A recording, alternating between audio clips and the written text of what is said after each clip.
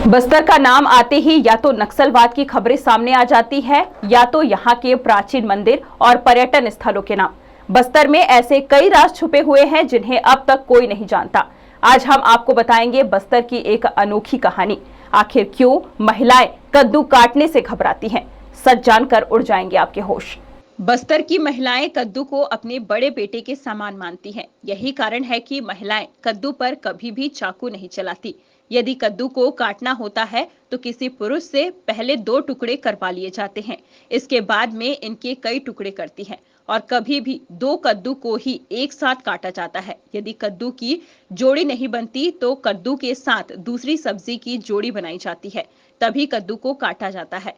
बस्तर के जानकार हेमंत कश्यप ने बताया कि इसे महत्वपूर्ण फल भी माना जाता है। यदि एक कद्दू कटता है तो 50 लोगों के लिए सब्जी बनती है। सामाजिक कार्य में भी लोग कद्दू भेंट करते हैं। कद्दू काटने के बाद इसके बीज वापस दे दिए जाते हैं ताकि अगली बार इसे अपने घरों में लगाया जा सके। यदि कोई किसी के घर से कद्दू चुरा ले तो उसके ऊपर 500 रुपए का जुर्माना होता है। यही कारण है कि कद्दू की चोरी भी कभी नहीं होती और पूरे विश्व में कुम्हड़ा दिवस भी मनाया जाता है। देखिए, कुम्हड़ा को एक सामाजिक फल माना जाता है और कुम्हड़ा के पीछे कई भ्रांतियां भी हैं। इस कारण सिर्फ बस्तर ही नहीं, पूरे दुनिया में महिलाएं कुम्हड़ा को नहीं काटती।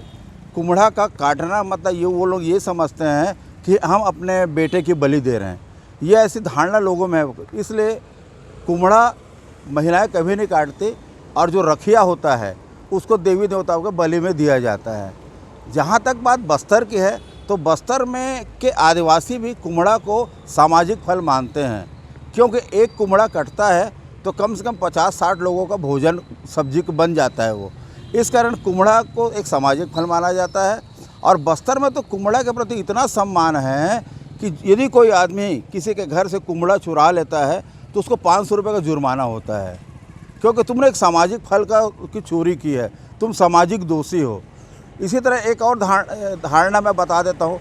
लोग कभी बस्तर में किसी के घर से अदरक नहीं चुराते, उसके पीछे कारण जो अदरक चुराता है उसके 6 उंगलियाँ हो जाती है। ऐसी लोग धारणाएँ हैं।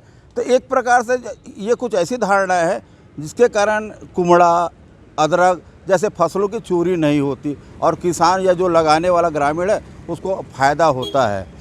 और कुम्हड़ा के इसी सब चीज़ों को देखते हुए पूरी दुनिया में 23 या 26 सितंबर को प्रति वर्ष विश्व कुम्हड़ा दिवस मनाया जाता है। तो कुम्हड़ा की सामाजिक महत्व, उसकी उपयोगिता, ये सारी चीज़ें हैं। मैं एक चीज़ में और जोड़ना चाहता हूँ। बस्तर में यदि कुम्हड़ा कटता है सामाजिक रूप से, तो जो कुम्हड़ा भेंट करता है वो कुम्हड़े के बीज को निकाल के बाकायदा उसको लौटा दिया जाता है, ताकि वो बीज और अगले वर्ष में और ज़्यादा से ज़्यादा फल मिले और ज़्यादा से ज़्यादा सामाजिक कार्यों में उसका उपयोग हो।